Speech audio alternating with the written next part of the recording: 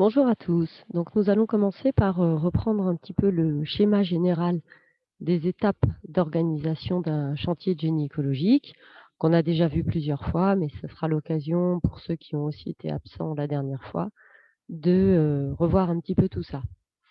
Donc, pour mémoire, à partir du moment où on a un commanditaire qui a besoin qu'un chantier de génie écologique soit réalisé, il a deux possibilités. Soit il fait faire les travaux en régie, donc en interne par une équipe qui fait partie de sa propre structure, une équipe de terrain, ou alors il n'a pas d'équipe de terrain dans sa structure, ou alors cette équipe de terrain n'est pas disponible ou n'a pas les capacités, les compétences pour faire l'action dont il a besoin. Donc il peut passer par une procédure d'appel d'offres.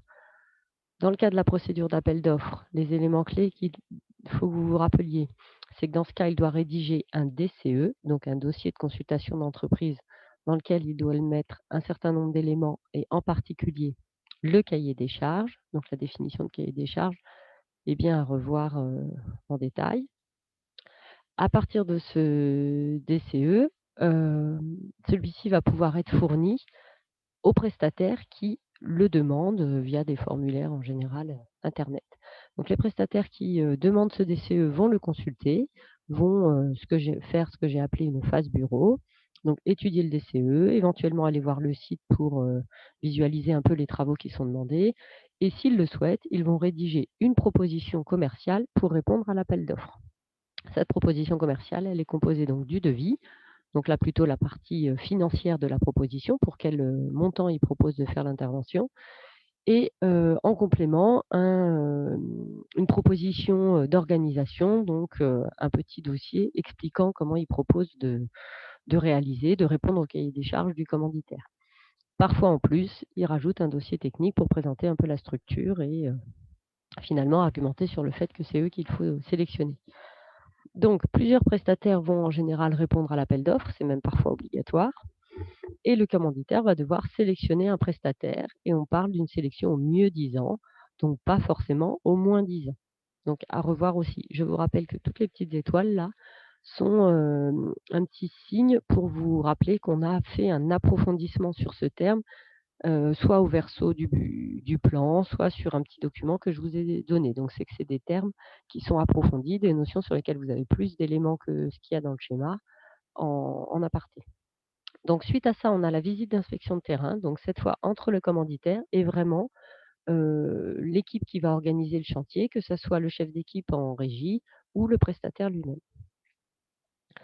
Quand le prestataire a été sélectionné, il lui et le prestataire et le commanditaire signent la lettre de commande, donc qui va être composée du cahier des charges et de la proposition commerciale pour finalement, officialiser définitivement l'accord entre les 2 parties pour la réalisation du chantier. Donc, pour le prestataire, à nouveau, donc il y a une phase bureau, suite à la visite d'inspection de terrain, pour finaliser définitivement l'organisation de son action. Il avait fait une première proposition, une première réflexion sur l'organisation. Celle-ci n'était pas encore forcément définitive en fonction du fait que, ensuite quand il est sélectionné, il approfondit un petit peu tout ça. Donc il va utiliser son cahier des charges, tous les éléments qu'il a récoltés lors de la visite d'inspection pour définir les éléments de sa phase bureau. Donc ça, à nouveau, d'ailleurs, j'ai pas mis de petite étoile, mais on peut en mettre une puisqu'il y a bien un approfondissement sur ce thème-là qu'on va revoir. Donc hop, partage d'écran, hop, c'est là. Donc si vous vous rappelez de c'est ce document-là que j'ai donné sur la préparation d'une action de génie écologique. Donc la phase bureau, l'idée, c'est de vérifier les temps de déplacement pour s'organiser, les réglementations et autorisations dont on va avoir besoin pour la réalisation de l'activité, surtout dans certains domaines, comme par exemple les chantiers en lien avec des milieux aquatiques où il y a des réglementations assez fortes. Et l'idée, c'est que suite à ça, vous puissiez réaliser ce qu'on appelle votre plan d'installation du chantier. Donc un gros plan qui va finalement, synthétiser toute votre organisation dans l'espace. Donc l'organisation de tous les éléments sur le site. L'idée, c'est d'avoir ça sur une carte, sur un plan, pour avoir tout visuellement, placé ensemble sur un élément facile à consulter. Suite à ça, un des éléments importants, c'est de travailler sur chaque tâche qui est à réaliser sur le chantier.